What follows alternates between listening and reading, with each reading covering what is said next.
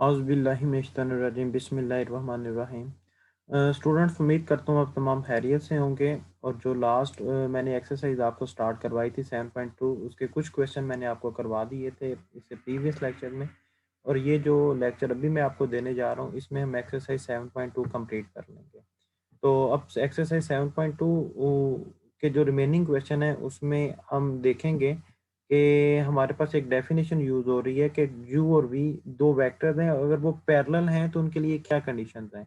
आपको ये सामने स्क्रीन पे नज़र भी आ रहा होगा, ये एरो हेड आपके सामने होगा कि दो वेक्टर्स हैं आपके पास u और w, वो स्पेस में है। स्पेस का मतलब है कि थ्री डिमेंशनल आई जे के आपके पास यूज होंगे यूनिट वेक्टर्स। ठीक है, तो ये प्लेन के लिए भी वैलिड है डेफिनेशन जो आपको बताने जा रहा हूँ। इसमें कह रहा है कि दो vectors u and w parallel हैं कब, कि अगर उनको आप इस तरह लिख लें v is equal to C W.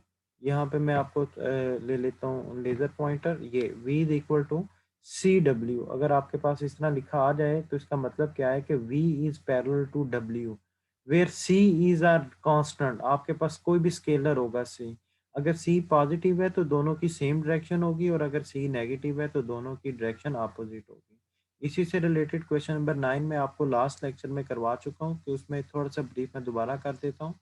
इसमें वो बताता है कि ए बी सी डी आपके पास पोजीशन वेक्टर है 4 पॉइंट्स का ए बी सी डी। ये जो 2i माइनस जे प्लस के, ये एक्चुअली पोजीशन वेक्टर है ए का, तो इसको ओ ए कह देंगे। ये जो 3i प्लस जे, ये पोजीशन वेक्टर है पॉइंट बी का, तो इसको ओ बी कह देंगे।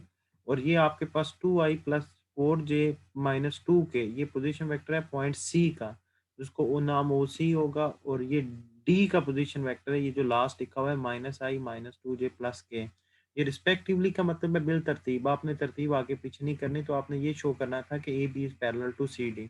इसके लिए आपने देखा कि पहले ए बी फाइंड किया।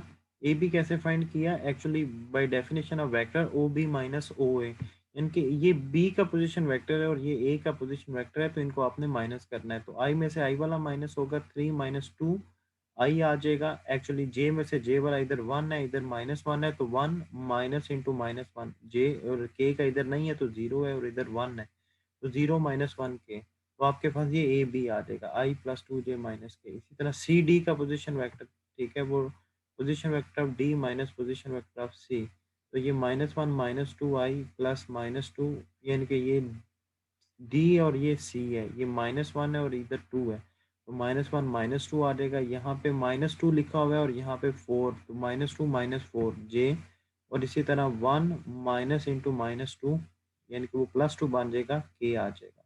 तो ये एक्चुअली ये सी डी है, ए बी का ये आंसर है, सी डी का ये आ गया। इसमें से -3 कॉमन ले लें तो आपके पास आई प्लस 2j माइनस के आ जाएगा। एक्चुअली ये जो कॉमन लेने के बाद ये जो ब्रैकेट के अंदर चीज़ आई है, ये एक्चुअली ए बी है, तो इसका मतलब है C D is equal to -3 into A B. तो इस डेफिनेशन को आप देखें कि अगर दो वेक्टर्स को इस तरह लिखा जाए, दरमियान ये यहाँ पे कोई स्केलर, यहाँ पे हमारे पास क्या आ रहा है -3, तो इसका मतलब है यू एंड डब्ल्यू, यानी कि ए सी डी और ए बी आर पैरेलल है, लेकिन अपोजिट डायरेक्शन में। वो कैसे पता चला, ये जो स्केलर साथ मल्टीप्लाई हो रहा है ये नेगेटिव में है, तो दोनों की डायरेक्शन अपोजिट है। इसी से रिलेटेड क्वेश्चन नंबर 10 का बी पार्ट है, क्योंकि ए पार्ट और सी पार्ट में आपको ऑलरेडी करवा चुका हूँ। वो कहता है find a constant a so that ये vector v and W are parallel. आपके पास वी और डब्ल्यू पैरेलल हैं, आपने कांस्टेंट ए फाइंड करना है। तो मैं कह रहा हूँ कि इसका नाम वी है और इसका नाम डब्ल्यू है। Since V and W are parallel, so W या वी को आप कैसे लिख सकते हैं, is equal to C V. W is equal to C V या V is equal to C W, एक ही बात है, जिसको मर्जी आप इधर लिख लें या इधर लिख लें, उससे फर्क नहीं पड़ेगा। अब यहाँ पे हम क्या करेंगे, वैल्यू लगाएंगे। ये पैरेलल की डेफिनेशन यूज की, ये जो चीज़ है ये आपके पास डेफिनेशन है। तो अब एक्चुअली मैं क्या करूँगा कि डब्ल्यू की वैल्यू लगाऊंगा, ए आई प्लस 9j माइनस 12 के इज इक्वल टू सी। वैसे ही है, सी अभी हमें नहीं पता, जिनकी वैल्यू पता है वो लगा दें। वी की वैल्यू लगा दी आई -3j प्लस 4 के, तो इसका मतलब है आप सी को अंदर मल्टीप्लाई कर दें, सी आई -3cj प्लस 4c के बन जाएगा। अब इनको कंपेयर कर लें तो ए इज इक्वल टू आई वाले के इक्वल होगा, ए इज इक्वल टू सी आ जाएगा यहाँ से। और उसके बाद 9 जे के साथ है और इधर जे के साथ -3 है, तो 9 इज इक्वल टू -3c, के साथ इधर क्या है -12 और इधर क्या है 4c, तो -12 इज इक्वल टू 4c। इसको सॉल्व कर लें या इसको सी की वैल्यू कैलकुलेट करें, तो अगर इसको सॉल्व करते हैं तो सी की वैल्यू -3 आएगी, इसको अगर सॉल्व करते हैं तो सी की वैल्यू -3 आएगी, दोनों से सेम वैल्यू आएगी। ये सी की वैल्यू आप यानी कि -3 है, तो यहाँ पे आप ए की जगह पे प्लग इन करते हैं, ठीक है। ये एक्चुअली सी की वैल्यू निकल, ये स्टेप क्या है, ये जो स्टेप है एक्चुअली इससे है, ठीक है। ये सी की वैल्यू निकली हुई है, ठीक है। ये थोड़ा सा रॉन्ग प्लेस हो चुका था, ठीक है। तो ये एक्चुअली सी की वैल्यू यहाँ से बताई गई है, ठीक है। और आगे आपके पास ये आ गई सी की वैल्यू, ठीक हो गया। तो ये सी की वैल्यू आपने -3 यहाँ पे प्लग कर दें तो ऑटोमेटिकली आपके पास ए की वैल्यू -3 आ जाएगी।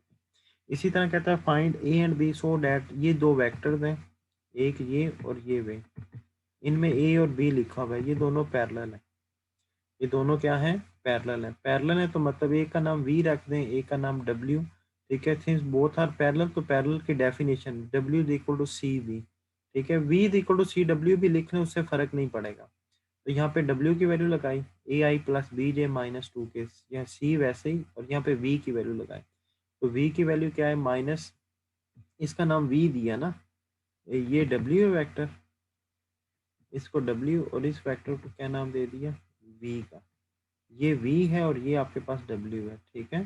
तो ये एक्चुअली वैल्यू लगा दी, आपने लेट कर लेना वी और डब्ल्यू, ठीक है। एक को वी और एक को डब्ल्यू, तो सी को अंदर मल्टीप्लाई कर दे तो -3ci -cj +4 के कंपेयर कर लें, तो आई के साथ यहाँ पे क्या लिखा हुआ है ए, और यहाँ पे क्या लिखा हुआ है 3c, तो ए इज इक्वल टू 3c आ जाएगा।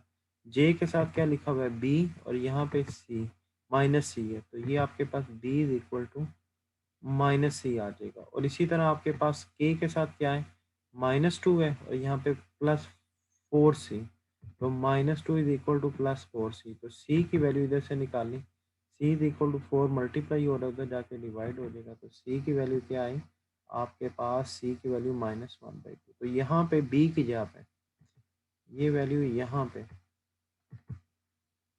b की जगह पे लगाई, तो b इज इक्वल टू ये आगे ये बन गया -c, तो आपके पास यानी कि c का माइनस कर दें मतलब वो 1/2 आ जाएगी। और इसी तरह c की वैल्यू a में पुट की, यहाँ से ये आपने यहाँ पे ये वैल्यू पुट की c की, ठीक है। तो a is equal to 3c है, तो 3, और ये c की वैल्यू यहाँ पे, इनको नंबर दे दें तो ज़्यादा बेहतर है, ठीक है। तो सी की जगह पे -1/2, तो ये -3/2 आपके पास आंसर आ गया, ठीक है। तो ये ए भी फाइंड हो गया और बी भी फाइंड हो गया, और सी भी हमने एक्चुअली कंपेयरिंग से फाइंड कर लिया। फाइंड द डायरेक्शन कोसाइन, आपके पास नेक्स्ट क्वेश्चन है, क्या फाइंड करना है, डायरेक्शन कोसाइन। और ये वही क्वेश्चन है जो हमने इस एक्सरसाइज के स्टार्ट में भी किया था, ठीक है, ऑफ द गिवन वेक्टर, ठीक है। डायरेक्शन कोसाइन कैसे फाइंड करते हैं, वेक्टर को उसके मैग्नीट्यूड पे डिवाइड कर दें, ठीक है, और आपके पास डायरेक्शन कोसाइन आ जाएगा। तो मैग्नीट्यूड एक्चुअली इसका लेना है 3i - j+2k का, तो एक्चुअली ये मैग्नीट्यूड है, यानी कि आपने उन्होंने क्या किया यहाँ पे कि 3 का स्केयर, उसके बाद -1 का स्केयर और +2 का स्केयर, और ऊपर स्केयर रूट आ जाएगा, तो एक्चुअली ये 14 स्केयर रूट।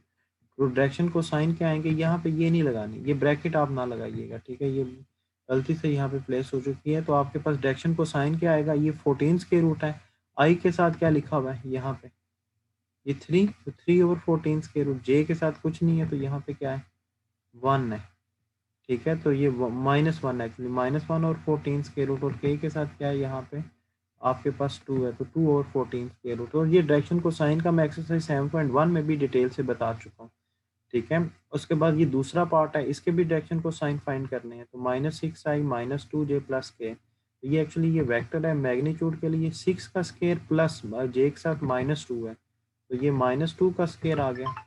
और उसके बाद k के साथ क्या है आपके पास, k के साथ आपके पास 1 है, तो k के साथ आपके पास 1 है, तो आपके पास 1 का स्केयर, तो एक्चुअली 41 स्केयर रूट आ जाएगा। तो डायरेक्शन को साइन क्या बनेंगे, एक्चुअली ये ब्रैकेट ये वाली आपने नहीं यूज करनी, आपने वैसे ही लिख लेना 6/41 स्केयर रूट, कामा उसके बाद -2 और 41 स्केयर रूट, और इसके बाद k के साथ 1 है, तो 1/41 स्केयर।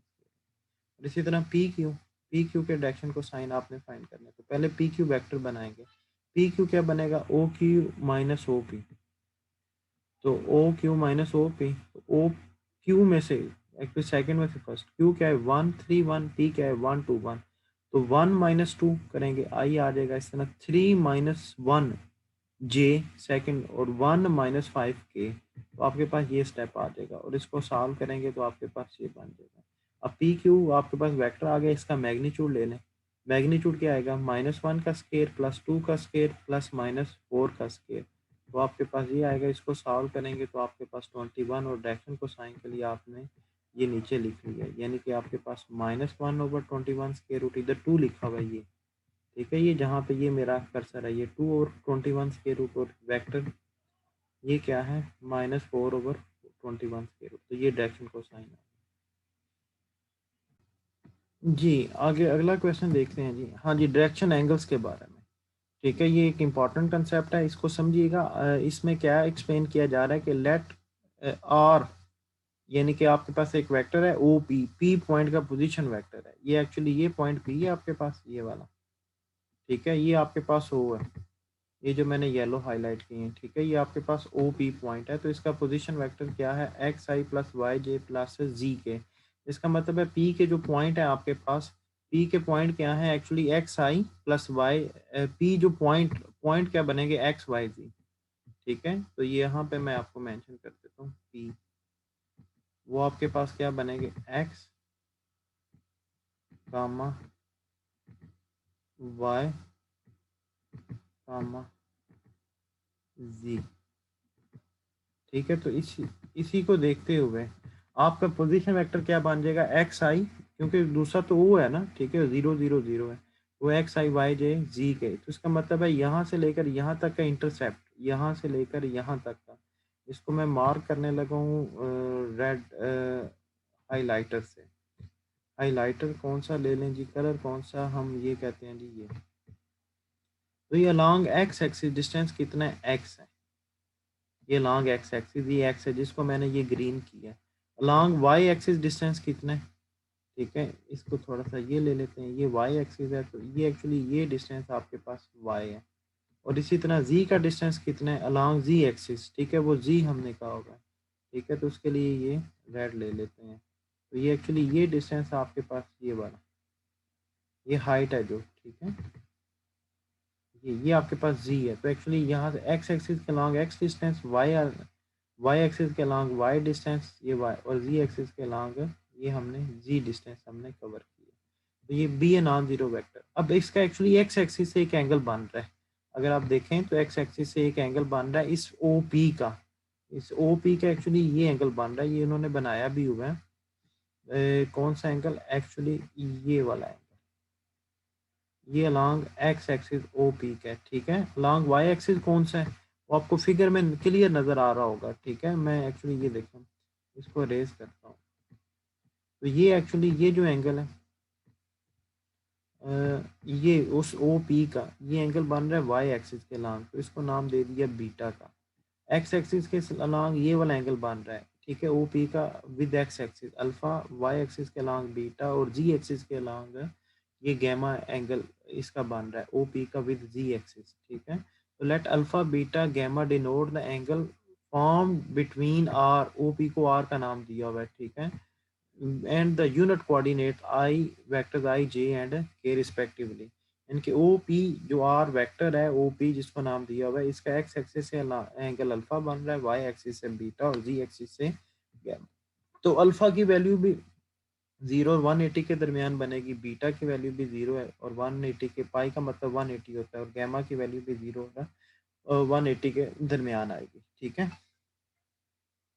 तो अब द एंगल्स, ठीक है, ये जो एंगल बन रहे हैं अल्फा, ठीक है, with x axis O P का, बीटा विद वाई एक्सिस और gamma with z axis O P का, आर कॉल्ड डायरेक्शन एंगल्स, ठीक है। और ये जो आपके पास अल्फा बीटा गैमा ये जो एंगल्स हैं इनको क्या नाम देंगे, उस वेक्टर के डायरेक्शन एंगल्स का नाम देंगे।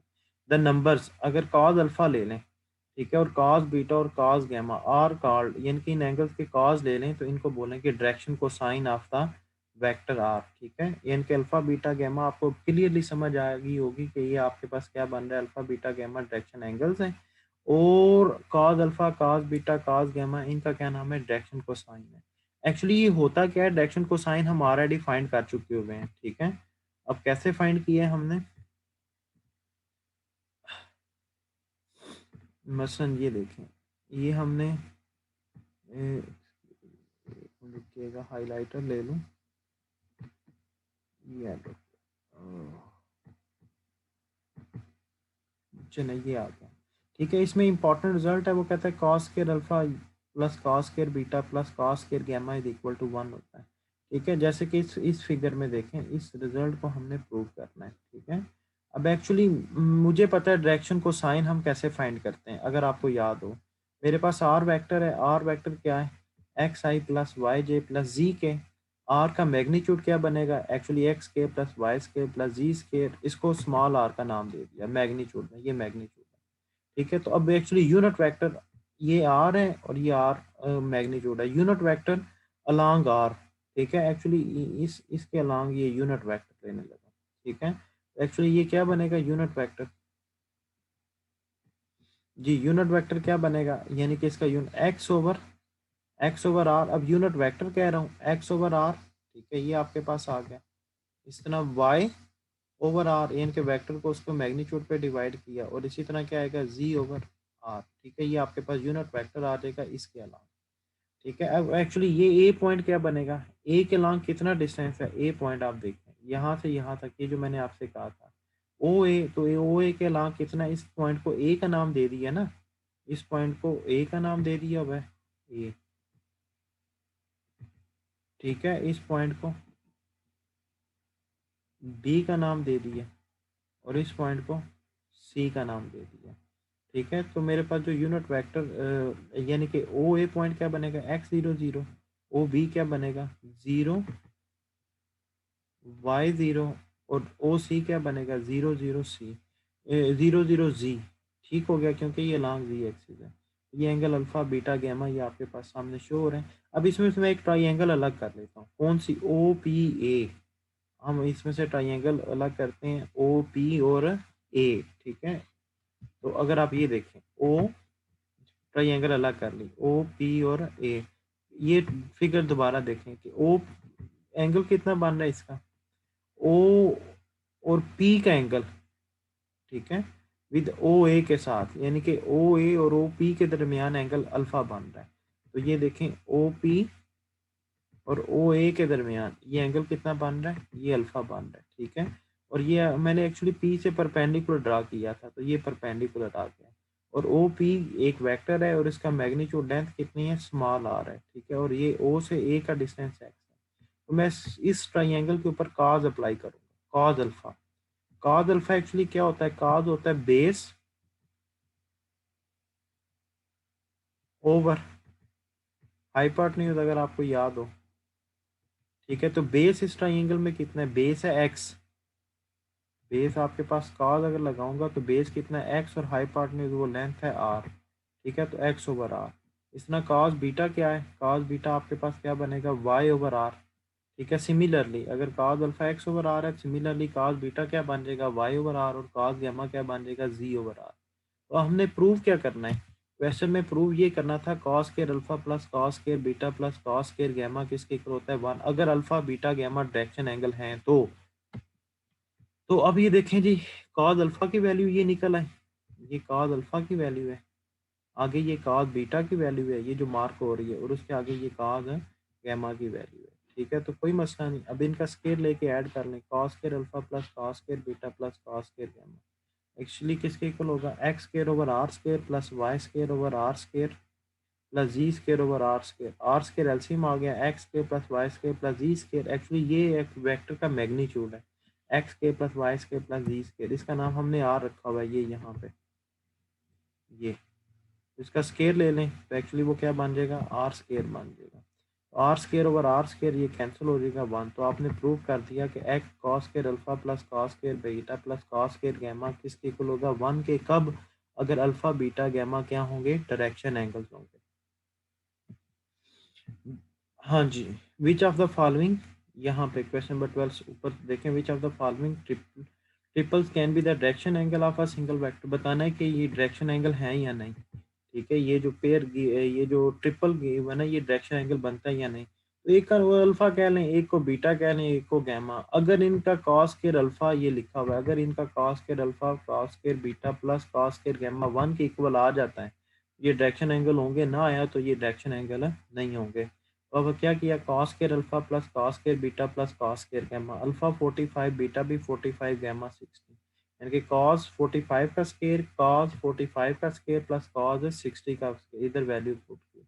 कॉस 45 1/2 स्क्वायर रूट होता है, 1/2 स्क्वायर रूट लगा के स्क्वायर कॉस ये आ गया, कॉस 60 1/2 होता है। इनको सम किया, ओपन करके सम किया, आंसर क्या आएगा, एलसीएम लेने के बाद 5/4 आएगा। 4 एलसीएम ले लेना तो ये ऊपर आ जाएगा। अगर इन तीनों का एलसीएम 4 आएगा ना, इन तीनों का, ये जो बता रहा हूँ, ठीक है, इनको, ठीक है, इनका एलसीएम लें तो 4 2 स्क्वायर प्लस 2 स्क्वायर प्लस 1 यानी कि 5/4, 4 एलसीएम आ जाएगा, ऊपर 2 प्लस 2 प्लस 1, ये 5/4, ये 1 के इक्वल नहीं आया। इसका मतलब है cos square alpha plus cos square beta plus cos square gamma, ये आपके पास 1 के इक्वल है, नहीं आया। इसका मतलब है ये जो गिवन ट्रिपलेट है, ये जो एंगल गिवन है ट्रिपल, ठीक है, ये डायरेक्शन एंगल नहीं है, ठीक है, और नॉट डायरेक्शन एंगल। इसी तरह आपके पास दूसरा पार्ट आपके पास शो हो रहा है, अल्फा 30 है बीटा 45 गैमा 60, बताना है डायरेक्शन एंगल है या नहीं। तो इसको भी सॉल्व के, तो ये भी 1 के इक्वल नहीं आता, ठीक है, तो ये भी डायरेक्शन एंगल नहीं है।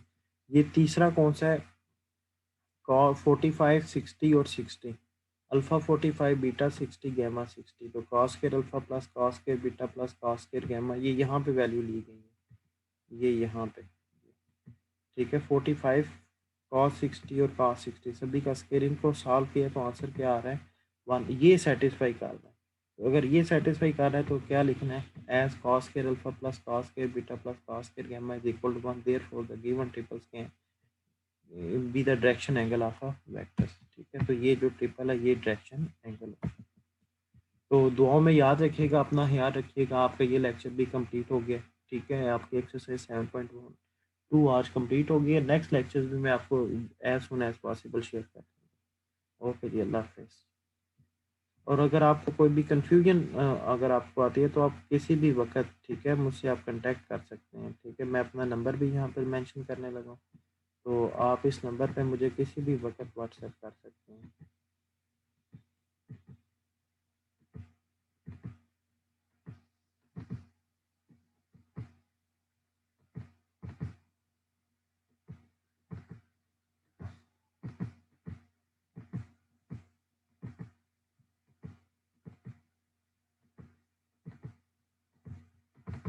ठीक है, कोई भी किसी भी रिलेटेड कोई भी आपका क्वेश्चन हो तो आप इजी वे में आप पूछ सकते हैं। ओके जी, अल्लाह हाफिज़।